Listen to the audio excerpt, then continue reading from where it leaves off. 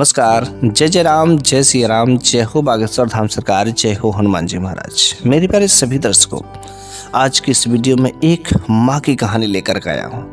एक माँ की दुख भरी कहानी कि जब उसके अपने ही इकलौते बेटे ने उस माँ के साथ में ऐसा क्या घिनौना काम किया जिसको सुन करके वाकई आपके रोंगटे खड़े हो जाएंगे, आपकी आंखों से आंसू नहीं रुकेंगे, आपके आंखों से आंसू की धारा बहना शुरू हो जाएगी। इस कहानी को जिसने भी सुना है ना, वास्तव में उन्होंने अपने आंसू को रोक नहीं पाए। इतना दिल को छू जाने वाली कहानी है, भाव विभोर कहानी है कि एक बेटा क्या अपनी माँ के साथ ऐसी हरकतें कर सकता है। जी हाँ, इस सच्ची घटना है, लेकिन बहुत ही पुराने समय की बात है और यूपी की इस सच्ची घटना है कि एक माँ जिसका मात्र इकलौता एक ही बेटा था,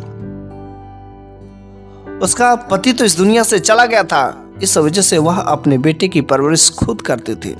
उसके पास इतने सारे धन दौलत जायदाद तो नहीं थे कि वो अपने बेटा को बहुत अच्छे से पढ़ा सके, लिखा सके, घर दरवाजा सब कुछ बनवा सके। उसके पास ऐसी हैसियत तो नहीं थी। छोटा सा घर था, उसी घर में वो अपने बेटे का पालन पोषण करती थी। वह जब बेटा थोड़ा सा बड़ा हुआ तो माँ ने सोचा, चलो मैं अनपढ़ हूँ, गंवार हूँ, मेरे को नहीं आता कुछ, लेकिन अपने बेटे को तो जरूर कुछ ना कुछ किसी तरीके से वह पढ़ाएंगे। और वो अपने बेटे का नामांकन जो है एक स्कूल में करवाती है। वहाँ पर बेटे की जो बुद्धि थी बहुत ही तेज थी, अच्छी खासी थी, और वह बेटा पढ़ने में अव्वल दर्जा का निकला।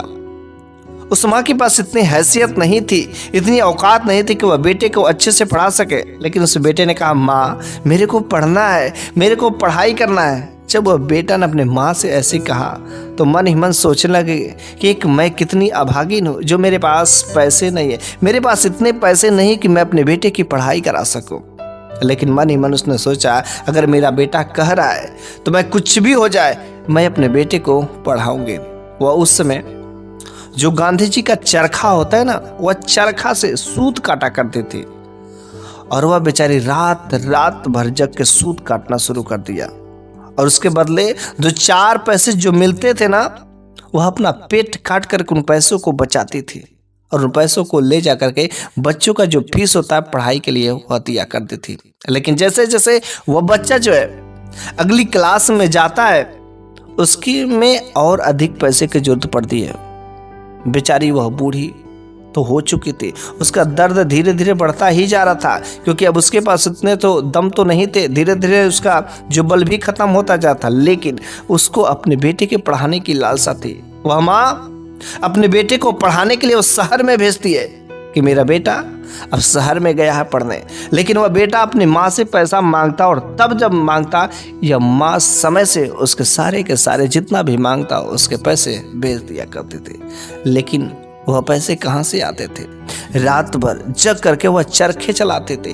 दिन के समय में वह मजदूरी करती थी, दूसरे के घर पर बर्तन झाड़ू पोछा का काम, किसी का गोबर काटना, किसी का कुछ करना, मतलब सुबह से लेकर के शाम तक बेचारी वह काम ही करती रहती थी। रातों को सही से सो नहीं पाती थी। वह बस इसी उम्मीद में थी कि मेरा बेटा पढ़ाई करा और एक दिन मेरा बेटा कलेक्टर बनेगा, बड़ा ऑफिसर बनेगा। और वास्तव में भगवान ने उसकी आराधनाएं सुन ली। उस माँ का मेहनत सफल हो गया और उसका बेटा एक बहुत बड़ा अफसर बन जाता है। अब तो माँ की खुशी का ठिकाना नहीं रहता है। उस माँ ने पूरे गांव में घोषणा कर दिया कि मेरा बेटा अफसर बन गया, मेरा बेटा अफसर बन गया। खुशी की मिठाइयां भी बांटी। जब बेटा उसका घर पर आता है तो काफी गांव वाले भी बड़े प्रसन्न होते हैं। उसकी माँ तो खुशी का फूला न समाया जाए। वह माँ सोचती कि काश एक बार अपने बेटे से गले तो मिल जाए। जैसे ही वह माँ उस फटिहाल स्थिति में अपने बेटे से गले मिलने के लिए जाती, वह बेटा कहता नहीं माँ रहने दो, एक गले मिलना कोई जरूरत नहीं है। बेचारी वह माँ के ऊपर क्या बीतता है कि जब मेरा अपना बेटा गले लगने से मना कर देता है। लेकिन कुछ भी हो, अपना बेटा है ना, वह माँ सोचती कि शायद मेरा बेटा अच्छे कपड़े पहना है ना, इस वजह से मना कर दिया है। कोई बात नहीं। वह जाती है घर में से पानी उन्हें पीने के लिए लेकर के आती है, बेटा को पानी पिलाती है और कहती है कि बेटा कुछ दिन अगर रुक जाते तो बड़ी अच्छी बात है। लेकिन जब बेटा घर पर आता है ना, तो भी वह माँ जो है यही काम करती रहती है। रात को चरखा काटती है, दिन में दूसरों के घर का बर्तन धोती है, किसी झाड़ू पोछा करती है। और वह बेटा कहता है कि माँ, अब ये सब काम तुम्हें करने की कोई ज़रूरत नहीं है। आज तक तुमने जो काम किया बहुत किया, अब तुम किसी दूसरे के घर पर कोई बर्तन, कोई काम नहीं करोगे, कोई चरखा नहीं काटोगे। अब मैं जो हो गया ना तेरा बड़ा बेटा, तेरा एक ही बेटा, और अब मैं अफसर हो गया, अब तुझे सब काम करने की ज़रूरत नहीं है। वह माँ जब बेटा ऐसी बात कहता ना, उसके माँ के दिल को इतना ठंडक मिलती है कि हाँ मेरा बेटा आज अफसर बन गया, और खुद अपने कह रहा है कि माँ अब तुम्हें काम करने की ज़रूरत नहीं है। उसकी माँ अगले दिन से ही ये सब काम करना बंद कर देती है। बेटा कुछ दिन रहता है, माँ कहती है कि बेटा अब तो तू बड़ा अफसर भी बन गया है, हाँ अब तो पैसे की कमी नहीं है, क्यों ना तू अपनी शादी कर लेता है। और मैंने एक जो है तेरे पापा के दोस्त है ना, उनकी एक बेटी है, मैंने उनसे वादा किया था कि जब मेरा बेटा बड़ा होगा तो ना उसी से मैं तुम्हारी शादी कराऊंगी, और वह बेटी, वह लड़की आज तक तुम्हारे इंतजार में है। वह बेटा कहता है कि माँ, अरे मैं एक अफसर बन गया हूँ, मैं एक बड़ा अधिकारी हूँ, लेकिन तुम क्या गरीबों की बात करती हो? हाँ, मैं भला उस गरीब से मैं कैसे शादी कर सकती हूँ? माँ ने कहा, अरे बेटा, मैंने उसे वचन दिया, मैंने उसे वादा किया था कि जब मेरा बेटा बड़ा होगा तो तुमसे ही शादी होगी। बेचारी वह तुम्हारे इंतजार में आज तक बैठी हुई है। उसके पिताजी भी आस लगा करके बैठे हुए कि बेटा से मेरी शादी होगी, लेकिन तुम क्या कर रहे हो? और बेटा कहता कि नहीं माँ, कुछ भी हो जाए, मैं जो है ऐसी लड़की से, गरीब लोगों से मैं बिल्कुल ही शादी नहीं कर सकता। वह बेटा अपनी गरीबता को भूल गया रहता है, क्योंकि उसने कभी मेहनत तो की नहीं, पढ़ाई लिखाई की, पढ़ाई लिखाई करने के बाद अफसर, वह तो गरीबी का माहौल जो उसकी माँ समझती क्या होती है गरीबी। वह बेचारी माँ उनके घर पर जाती है और उनसे माफ़ी मांग लेती है, कहती है कि भाई साहब मुझे माफ़ कर दीजिए, आप अपनी बेटी की शादी कहीं और पर कर दीजिए, मेरा बेटा मना कर रहा है। मैंने तो कही, लेकिन मेरा बेटा अब मेरी बात नहीं मान रहा है, आप लोग मुझे माफ़ कर दीजिए। वह जो आंखों में आंसू लिए उस भाई साहब के घर से अपने घर पर चली आती है, और उस दिन बेटा कहता है कि माँ, अब हमारी पोस्टिंग जो है किसी दूसरे शहर में हो गई है, और तुम्हें यहाँ से अब चलना पड़ेगा, गांव को छोड़ना पड़ेगा। उसने कहा ठीक है बेटा, चलो जहाँ तुम रहोगे। अपने बेटे की खुशी में एक माँ की खुशी होती है, बेटा खुश है तो माँ खुश। तो बेटा वह अपनी माँ का सारा सामान लेकर के वह शहर में जाता है, और शहर में लेकर के एक अच्छा सा घर बनवा करके और वहाँ पर अपनी माँ को लेकर के रहता है। वह तो उसके पास अब पैसे की कोई कमी नहीं थी, धन दौलत कोई कमी नहीं थी। दिन पर दिन जो उसका प्रमोशन होता ही जा रहा था, और वह एक बड़ा अफसर भी हो गया था। और वहीं पर जहाँ पर वह रहता था, उसके घर के ठीक सामने ही एक खूबसूरत लड़की से उसका आवागमन शुरू हो गया, उससे बातें चित्तें होने लगी। वह भी लड़की जो है इसके इंतजार में बाहर खड़ी रहती थी एक नज़र देखने के लिए, और वह देखते ही देखते में कब जो प्यार में बदल गया पता ही नहीं चला। दोनों लोग एक दूसरे से बेइंतहा मोहब्बत करने लगे। यहाँ वहाँ जाना, पार्टी मनाना, सिनेमा हॉल में जाना, पिक्चर देखना, मूवी देखना, पार्क में जाना, सारे के सारे काम बाहर ही बाहर शुरू होने लगे। लेकिन एक दिन बेटा कहता कि माँ देखो ना, जो सामने वाली आंटी रहती है ना, उनकी आंटी की एक बेटी है, वह बेटी बहुत ही सुंदर है, खूबसूरत है, क्यों ना एक बार तुम जाकर के उनसे मेरी शादी के लिए बात कर लेती। वह बूढ़ी माँ, बूढ़ी तो हो चुकी थी, उसने कहा कि ठीक है बेटा, अब तुम शादी करने के लिए लायक हो, चलो क्यों ना, जब तुमको पसंद है तो मैं जाकर के बात ही कर लेती हूँ। वह बूढ़ी माँ जा कर के उस घर पर सामने वाली आंटी के यहाँ अपने बेटे की शादी के लिए वहाँ पर जो है सिफारिश लेकर के जाती है। क्योंकि बेटा अच्छा खासा ऑफिसर था, पैसे भी कमा रहे थे, प्रमोशन भी मिलता ही जा रहा था, और वह बेटी उससे मोहब्बत भी करती थी, प्रेम करती थी, इसलिए दोनों लोगों का रिश्ता हो जाता है, और फिर धूमधाम से बड़े ही अच्छे से शादी भी होती है। शादी होने के बाद जो है वह बहू घर में आ जाती है। लेकिन एक बात थी कि जब वह बूढ़ी माँ अब तो ना तो चरखा काटती, ना तो सूत बीनती, ना तो किसी दूसरे के घर जाकर के बर्तन धोती, ना कोई झाड़ू पोछा का काम करती, बस अपना ही घर का थोड़ा बहुत काम जितना भी उससे हो सकता था तो करती थी। लेकिन बाकी दिन भर का समय उसके पास खाली बैठा ही रहता था, तो वह कुछ ना कुछ काम किया करती थी, भगवान का भजन कीर्तन किया करती थी, क्योंकि उसके पास सब वही थे, और वो भी जानती थी कि बुढ़ापे का समय है और भगवान का कीर्तन भजन करना ही मेरा काम है। और वह अपने कमरे में बैठ करके भगवान का कीर्तन भजन किया करती थी। और जब वह बहू उस घर में आ जाती है तो बेटा तो चला जाता है अपने काम पर। लेकिन जब वह बहू सोई रहती थी तो माँ जब कीर्तन भजन करती, माँ जब आरती करती, भगवान की पूजा पाठ करती, तो बिल्कुल उस बहू को अच्छा ही नहीं लगता था। कभी कभी तो अपनी उस बूढ़ी सास माँ को झटकार देती थी, बोल देती थी कि आप क्या करती है, हाँ? बल्कि जो बहू थी ना, भगवान को 1% भी मानने वाली नहीं थी। कभी पूजा पाठ नहीं करती थी, कभी साफ सफाई पर ध्यान नहीं देती थी, बस वह खाती और ऐसे से पड़ी रहती। घर में एक मिडवाइफ रख दी ताकि वह आए, खाना बनाए और जाए। लेकिन जो यह बूढ़ी माँ थी ना, उसको ये सब बातें अच्छा नहीं लगता था कि एक जो बहू है दिन भर घर में वैसे ही पड़ी रहती है और घर में घर का जो छोटा सा थोड़ा बहुत काम करने के लिए दूसरे को बुला करके काम करवाती। लेकिन बेचारी उस बूढ़ी माँ का चल भी क्या सकता है। तो वह माँ बस अपने भगवान के भजन कीर्तन में लगी रहती थी। कभी कभी तो अपने उस बेटे से कुछ पैसे भी मांग करके भगवान के मंदिर में जा करके दान किया करती थी, आरती किया करती थी, भजन किया करते थे। लेकिन एक बार उसकी बहू ने उसके बेटे से कहा कि देखिए, जो ये आपकी माँ है ना, ये मेरे को बहुत तंग करती, मेरे को बहुत परेशान करती है। ये दिन भर घर में बैठ करके पता नहीं क्या क्या बड़बड़ाती रहती है, मेरे को समझ नहीं आता है। इनको मना कर दीजिए कि ये सब काम बिल्कुल ही ना करें। वह बेटा अपनी माँ को बुला कर कहता है कि माँ, ये जो तुम काम करती हो, इससे तुम्हारी जो बहू है इसको डिस्टरबेंस होता, परेशानी होती है, क्यों ये तुम काम करती, छोड़ दो ये सब काम, बिल्कुल बस खाओ पियो आराम से पड़ी रहो। वह माँ कहती कि नहीं बेटा, भगवान का भजन कीर्तन करना कोई बुरी बात नहीं है, ये अच्छी बात है। और हमारा अब बुढ़ापा चल रहा है और बुढ़ापे में बस भगवान का कीर्तन भजन नहीं करेंगे तो क्या करेंगे।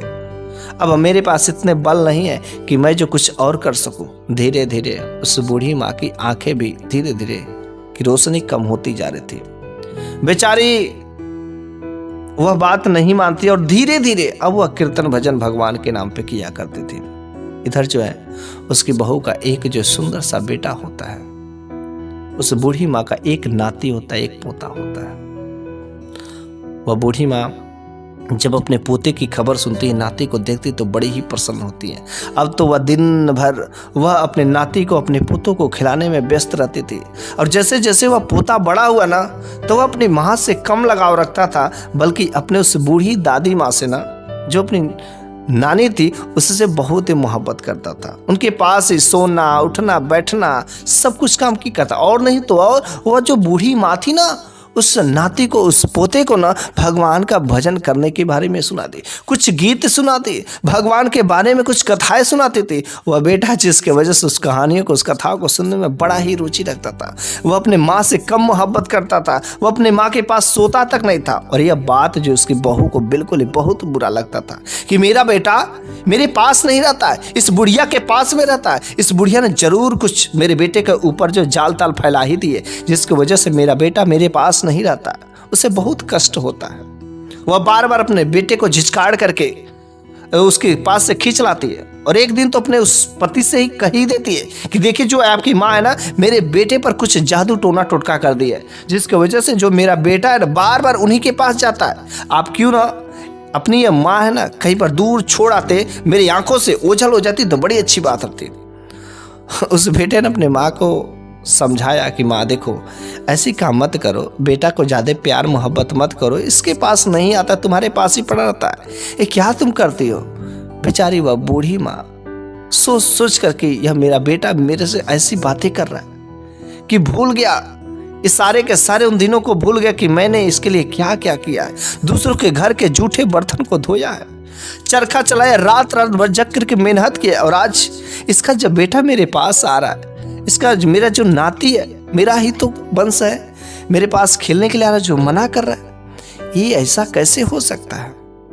समझाता है, कुछ दिन ठीक ठाक चलता है, लेकिन जो नाती रहता है बस बार बार तो उसके पास आता है, उसी के पास जाने के लिए बार बार जिद करता। और उसके आक्रोश में कभी कभी तो बहू अपने बेटे को खूब मारती थी। और एक दिन जिद में ही आकर के बोलती कि अपने माँ को जल्द से यहाँ पर जैसे भी हो यहाँ से घर से निकाले, मेरे को नहीं जानना है कि या तो आपकी माँ रहेगी या तो मैं रहूँगी।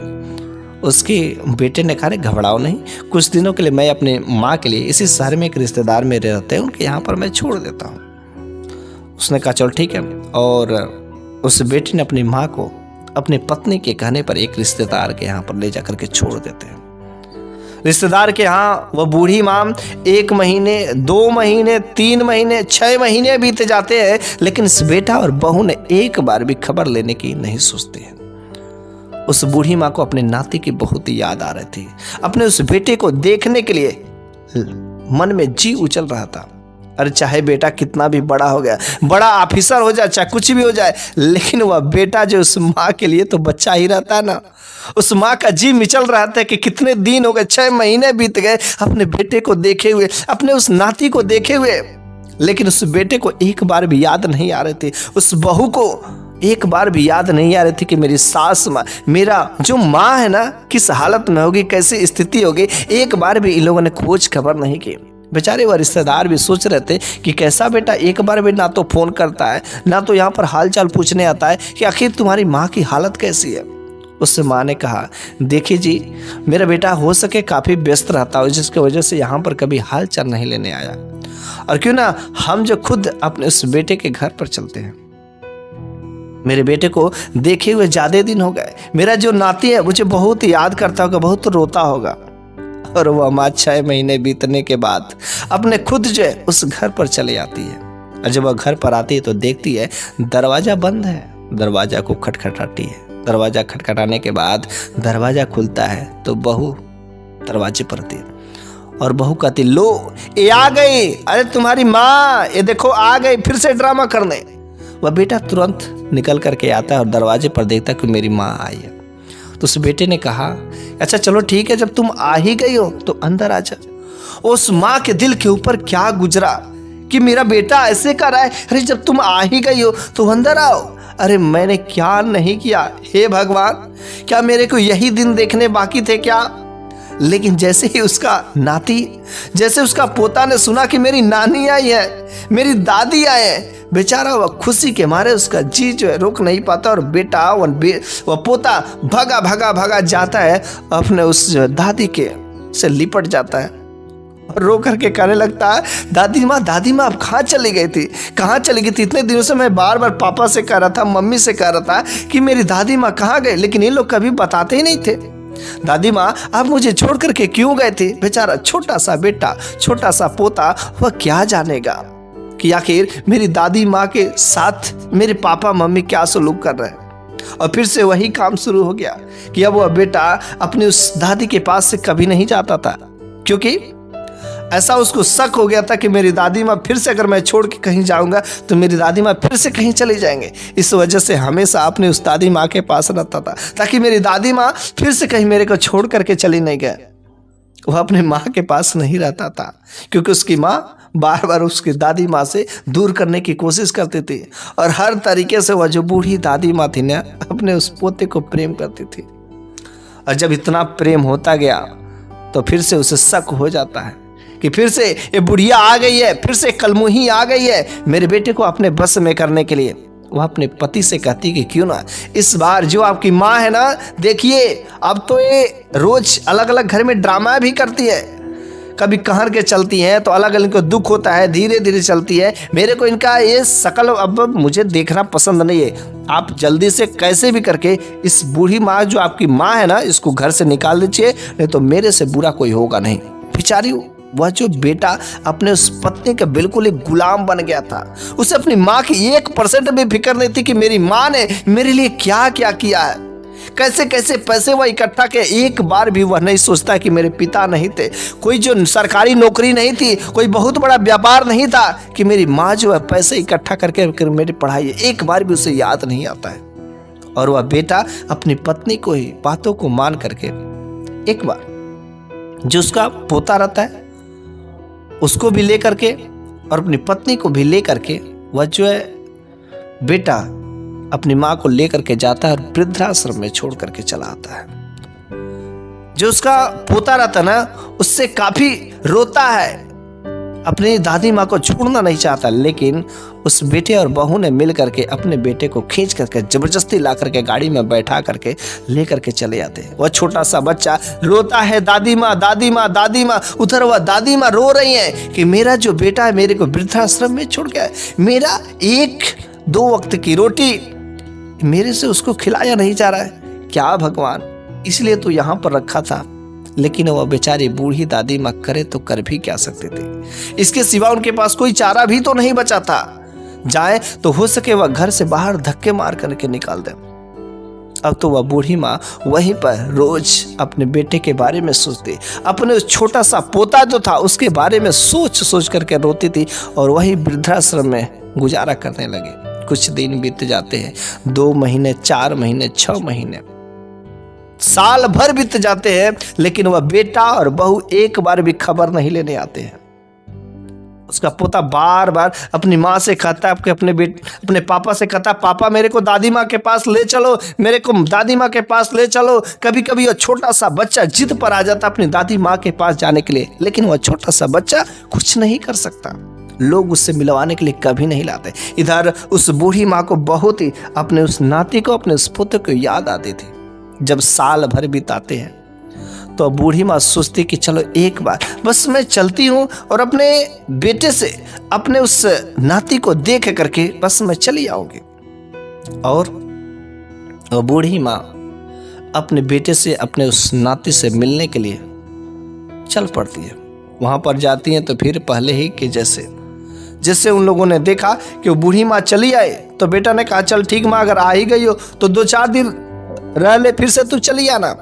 लेकिन 2-4 दिन में ही इस बार तो जो उसका पोता था ना, वह कुछ नहीं करता था सिवाय अपनी दादी माँ के पास रहने का। वह अपने दादी की माँ के पास 1 सेकंड वह नहीं छोड़ता था, इतना उसे मोहब्बत करता था। और जितना ही उसका बेटा, उसका पोता उसके पास रहता था, उतना ही उसको बहू को कष्ट होता था, जलन होता था। और अभी तो 2 ही दिन बीते थे, उसके बहू को देखा नहीं गया कि मेरा जो बेटा है उस बुढ़िया के बस में हो गया है। उस बुढ़िया ने जरूरी कुछ टोना टोटका करा दिया है, कुछ ऐसा बस में कर लिया है जिसकी वजह से मेरा जो बेटा मेरे पास नहीं रहता। उसका जब पति आता है तो वह बहू जो है अपने पति से कहती कि देखिए आपकी माँ को डायन है, डायन। ये कुछ ना कुछ जो वशीकरण, कुछ ना कुछ टूने टुटके कर करके देखिए जो मेरे बेटे को बिल्कुल अपने बस में करती जा रही है। इस बार कुछ ऐसे अपने माँ के साथ में करिए ना कि दोबारा कभी कहीं पर भी वापस आए ही नहीं। इस माँ को क्यों ना ले जाकर के आप जंगल में छोड़ाते ताकि किसी शेर का, किसी बाघ का, किसी जंगल जानवर का शिकार बन जाते, फिर वह दोबारा कभी नहीं आते। उसने बेटे ने कहा मेरी माँ है और मैं अपनी माँ के साथ ऐसी कर सकती हूँ। उसकी पत्नी ने कहा ठीक है, तब रहना तो अपनी माँ के साथ रहिए, मैं चल जा रही हूँ, आप रहना रहिए। बेचारा वह बेटा अपनी पत्नी के ऐसी गुस्ताखी पर जो है गिर जाता है। उसके आगे जो है उसकी कुछ बुद्धि नहीं काम करती और वह बेटा और बहू अपने उस माँ को जो है, बूढ़ी माँ को जंगल में छोड़ने के लिए, जंगली जानवरों के बीच छोड़ने के लिए तैयार हो जाते हैं। जब उसका जो पोता सोया रहता है तो उसी वक्त उसने अपने उस बूढ़ी दादी माँ को कहा कि चलो ठीक है, अब तुम्हारा समय हो गया, चलो तुम्हें वृद्धाश्रम में छोड़ करके चले जाते हैं। वह बूढ़ी माँ अपनी आंखों में आंसू लिए उस जो पोते की मोह माया लग रही थी, लेकिन वह तो पोता सोया हुआ था। आंखों में आंसू लिए गाड़ी में बैठ जाते हैं। जब गाड़ी में बैठ जाते, लेकिन वह तो माँ यही समझ रहे थे कि मेरे को बेटा और बहू वृद्धाश्रम में लेके जा रहे हैं। उन्हें शायद क्या पता था कि मेरे को कहाँ ले जा रहे हैं। और ले जाते हैं और जंगल में ले जाते हैं। वह बूढ़ी माँ कहती है कि देखो बेटा, मेरी आंखें तो कमजोर हो गई है, मेरे को समझ नहीं, लेकिन ये सब तुम लोग इतना समय से गाड़ी चला रहे हो कि ले कहाँ जा रहे हो। बेटा ने कहा बस माँ वृद्धाश्रम में ही ले जा रहे हैं, घबराओ नहीं, तुमको वृद्धाश्रम में सही जगह पर ले जाएगा। चलते चलते शाम हो जाती और घनघोर जंगल में गाड़ी प्रवेश कर जाती है। और वहां पर वह बेटा अपनी माँ को उस गाड़ी से उतारता है और कहता है कि माँ, ये तुम्हारा वृद्धाश्रम आ गया और तुम यहीं पर बैठो, अभी जो आएंगे लोग और अंदर तुम्हें ले जाएंगे। और वो बेटा उस जंगल में उस जगह पर जो उतार करके गाड़ी घुमाता है और बेटा और बहू चले जाते हैं। उधर उस जंगल में उस अपनी बूढ़ी माँ को, क्या यार उस बेटे का क्या जो दिल है, अपनी उस बूढ़ी माँ को, बेचारे की आंखों की रोशनी भी धीरे धीरे कम अब तो हो गई है, अब तो दिखता भी नहीं। और उस घनघोर जंगल में रात्रि हो गई है और रात्रि के समय में उसको वह छोड़ करके चले गया। कैसा बेटा का दिल था। वह माँ जब रात्रि हो जाता था ऑटोमेटिक उस जंगल से कुछ भयानक आवाज भी आने शुरू हो जाते। वह माँ समझ जाती है कि मैं वृद्धाश्रम में नहीं हूँ। मुझे को लगता है कि मैं किसी ऐसे जंगल में हूँ और वास्तव में वह जंगल में ही थी। उस माँ को कुछ भी नहीं समझ आ रहा था कि मैं अब करूँ तो करूँ क्या। मेरे को तो दिखाई भी नहीं देता, जाऊँ तो जाऊँ कहाँ, किस दिशा में जाऊँ, कुछ समझ नहीं आता। रात्रि हो गई है।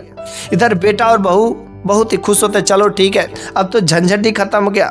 थोड़ा सा बेटा को कष्ट तो जरूर था कि मेरी माँ है और मैंने अपनी माँ को जंगल में छोड़ करके आया। उस माँ को ऊपर क्या बीत रही है। इधर बेटा को थोड़ा सा कष्ट था, लेकिन अपने पत्नी के इशारों पर नाचने वाला था ना। इसके इधर जो इसकी पत्नी बहुत ही प्रसन्न थी, चल आज उस बुढ़िया का खेला ही खत्म हो जाएगा, आज उसे कोई ना कोई जंगली जानवर शिकार ही कर लेंगे। आधी रात हो जाती है, लेकिन वह बूढ़ी दादी माँ वहीं पर बैठी रहती है। उसमें ढेर सारे जंगली जानवर थे, लेकिन शांत बैठी हुई थी, उसकी वजह से कोई नहीं। और ऊपर वाले की कृपा से ऐसा लगता है कि एक फरिश्ता जो भगवान का रूप जो है, एक साधु बाबा रात्रि के समय में उस बूढ़ी माँ का हाथ पकड़ करके गुजरते हैं। लेकिन गुजर रहे थे और ले जाकर के कुछ दूरी पर अपने घर पर एक झोपड़ी में रखे हुए थे उस बूढ़ी माँ को। और अगले दिन वह बेटा और बहू खुशी के जश्न में वह लोग कहीं जा रहे थे। तब तक अचानक सुबह का समय था, कोहरा पड़ा हुआ था और एक ट्रक ने उसकी गाड़ी को दे टक्कर मारा। इतना जोर से टक्कर मारा कि वो गाड़ी कई बार जो है घूम गई, गाड़ी का चकनाचूर हो गया। उसकी पत्नी जो थी ना, तुरंत वहीं पर उसकी तत्काल मृत्यु हो जाती है, मर जाती है। इधर इसके पैरों में काफी चोट लग जाते हैं। हॉस्पिटल में जब एडमिट होता है तो पता चलता है कि उसका पैर काटने पड़ जाते हैं। इधर उस साधु बाबा के आश्रम में वह जो बूढ़ी माँ रहती थी, साधु बाबा ने कहा, अरे माँ आपका उम्र काफी जो है ज्यादा है और आपको दिखाई भी नहीं देता, आखिर आपका इस दुनिया में कोई परिवार है कि नहीं है। उस माँ ने कहा, नहीं मेरा तो इस दुनिया में कोई परिवार नहीं। वह बेचारी उनसे झूठ बोलती है। लेकिन कुछ दिन जब बीत जाते हैं तो बार बार साधु बाबा उनसे पूछते, माँ अगर सच में, अगर वास्तव में अगर कोई है जो आपका दिल दुखाया है तो बताइए, मैं उनसे जाकर के बात करूंगा, समझाऊंगा, वह अवश्य आपको स्वीकार करेगा। और वह बूढ़ी माँ वो अपने बेटे और बहू के बारे में बताती है। वह साधु बाबा उस बूढ़ी माँ को लेकर के जाते हैं। तो जब वहां पर जाते तो पता चलता है कि उसका बेटा का कार एक्सीडेंट हुआ था, जिसकी वजह से उसकी पत्नी तो इस दुनिया से चल पड़ी और उसका बेटा का पैर कट गया है। जब वह बेटा लंगड़ाते हुए अपनी उस बूढ़ी माँ को देखता है ना, तो उसके आंखों से आंसू छलक पड़ते हैं और वह बेटा तुरंत अपनी माँ के चरणों में गिर जाता है, कहता है कि माँ तुम मुझे माफ कर दो, मैंने तेरे साथ बहुत गलत किया। देख आज तेरे को मैंने कष्ट दिया, तेरे को मारने चला, तेरे को उस जंगल में छोड़ दिया ताकि जंगली जानवरों का शिकार हो जाए। लेकिन माँ देख आज मेरे को सजा मिल गई है, मेरा पैर कट गया है और जो मेरी पत्नी थी जो हमेशा तुम्हारा दुश्मन तुम्हारे पीछे पड़ी रहती, उसका तो मृत्यु हो गई, मर गई। लेकिन माँ आज से तू मेरे पास रहेगी, अब मैं तेरे को कोई कष्ट नहीं दूंगा, किसी प्रकार का कोई दुख नहीं दूंगा। माँ बस तू मेरे पास रह। मैं तो सोच रहा था कि मेरी माँ इस दुनिया से चली गई। और वह साधु बाबा को कोटि कोटि धन्यवाद करता है कि हे बाबा आपने मेरी माँ को बचा लीजिए, बचा लीजिए, बहुत आपने मेरे ऊपर एहसान किया, मेरी माँ को बचा करके आपने मेरे ऊपर बहुत धन्यवाद किया। साधु बाबा इसके बदले में आप जो भी लेना चाहें, मेरे पास सब कुछ है, धन दौलत सब कुछ है, आप जो ले लीजिए। साधु बाबा ने कहा मेरे को कुछ नहीं चाहिए, बस मेरी मनोकामना यही है कि जो तुम्हारी बूढ़ी माँ है ना, अब से तुम अपनी इस माँ को ख्याल रखना, किसी प्रकार का कोई कष्ट मत करना, कोई कष्ट मत देना। ये जो तुम्हारी बूढ़ी माँ है यार, याद करो इन्हें तुमको कैसे किस तरीके से पैसा कलेक्ट करके कैसे इकट्ठा करके तुमको पढ़ाया, क्या वो दिन तुम भूल गए? सारा का सारा दिन वह बेटा अब सोच सोच करके रोने लगता है और माँ से बार बार माफ़ी ही मांगता है कि माँ मुझसे बहुत बड़ी गलती हो गई, रोता है और वह माँ बेटे गले लग जाते हैं। और इस तरीके से वह साधु बाबा वहाँ से कुछ ही दूर जाते हैं कि वहाँ से गायब हो जाते हैं। वह बेटा कहते करिए माँ उस साधु बाबा गए तो गए क्या, वहाँ तक ही गए, फिर से वो गायब हो गए। उस माँ ने कहा, वह कोई साधु बाबा नहीं थे, वह कोई इंसान नहीं थे, बल्कि खुद भगवान के भेजा गया एक दूत थे जो मेरी रक्षा करने के लिए आए थे। उस जंगल में, घनघोर जंगल में भला मेरा कौन सहारा कर सकता है? तो भगवान के ही दूत थे जो आज मेरी रक्षा करने के लिए आए थे। इसलिए मैं हमेशा कहती हूँ कि भगवान पर भरोसा करो, भगवान का कीर्तन भजन करो। लेकिन तुम सब हो कि मानती नहीं हो। उस दिन से और बेटा और माँ उस घर में रहने लगते हैं, साथ में एक पोता को लेकर के, और उस घर में एक सुंदर सा एक भगवान की मंदिर भी बनाई जाती। अब तो वह बेटा भी भगवान की पूजा पाठ भक्ति भाव करता है, और माँ और बेटा और पोता सब मिलकर के खूब धूमधाम से भगवान की भक्ति भाव करते हैं। और इस तरीके से वह घर जो बहुत ही सुखमय हो जाता है और फिर से वह परिवार बस जाता है। तो बस इस तरीके से यह बेटा और बहू और एक बूढ़ी दुखभरी अंधी माँ की जो कहानी है समाप्त हो जाती है। मेरे प्यारे सभी दर्शकों, इस कहानी के माध्यम से आपको जरूर कुछ ना कुछ जीवन में सीखने को मिला होगा। ऐसी घटनाएं हो सके आपके घर के अगल बगल, कहीं पास पड़ोस या किसी मोहल्ले में जरूर ही होता होगा, देखा भी होंगे। लेकिन मैं ऐसी कहानियों के माध्यम से मैं आप लोगों को जागरूक करना चाहता हूं कि कभी भी अपनी माँ को कष्ट मत दो, क्योंकि अगर तुम अपनी माँ को कभी भी कोई भी कष्ट देगा, उसका फल तुम्हें आज और अभी इसी क्षण होगा। क्योंकि भगवान के घर में देर होता है लेकिन अंधेर नहीं है, उसका न्याय तुम्हें मिलेगा। अपनी माँ को कभी भी कष्ट देने की कोशिश मत करना, अपनी माँ के आंखों में कभी आंसू मत देना, अपने पत्नी के कहने पर ऐसी माँ को जो जंगल में वृद्धाश्रम में मत छोड़ने जाना। यार, माँ अपना पेट काट करके अपने गीले में सो करके तेरे को सूखे में सोई है। क्या तू उस दिन को भूल गए? अरे तेरे को नहीं याद है ना, लेकिन जब तेरा बेटा हुआ तो उसके बारे में पता है ना। बस ऐसे ही वह भी माँ थी जो अपने बेटे के लिए ऐसे ऐसे किया करते। क्या तुम उस माँ को ऐसे फेंक दोगे, ऐसे छोड़ दोगे? नहीं, माँ की जो दुआ लगती है और माँ की बद्दुआ भी उस बेटे पर लगती है। इसलिए कभी भी अपनी माँ को दुख दर्द दुखी के आंसू मत रुलाना।